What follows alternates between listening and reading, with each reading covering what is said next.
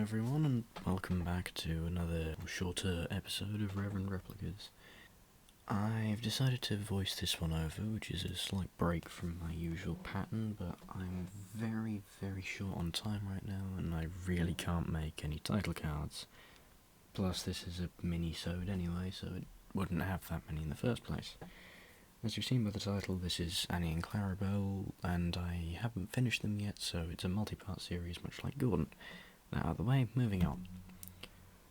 So I started Annie and Clarabel by taking measurements off Thomas from buffer beam to cab roof and scaled them to the appropriate length and height, and sourced bogies from some Jawaf playcraft wagons.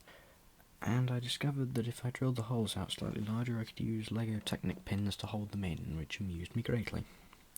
After that was done, I cut out the coach ends, and there's 8 of them because there's 2 in the centre to stiffen them and another point for the roof to grab onto.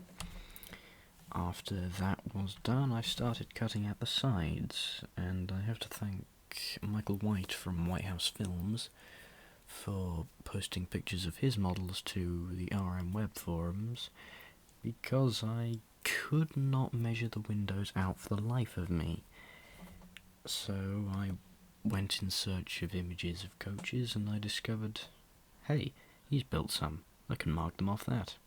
And they turned out amazingly, so if you ever see this, thank you very much, you are an utter genius. After that was done, I glued the side panels on and fixed the bogies on permanently and gave it a coat of primer. Then once that was done, I popped down to my local hobby store, and again, as White House Films said on Twitter, Humbrol Gloss number 9 tan is the answer, what was the question? And yes, Humbrol number 9 tan is the answer, and it worked perfectly. So after that was done, I just had to paint on the side decals, which is 1 and NW for Annie, and Guard and NW for Clarabel.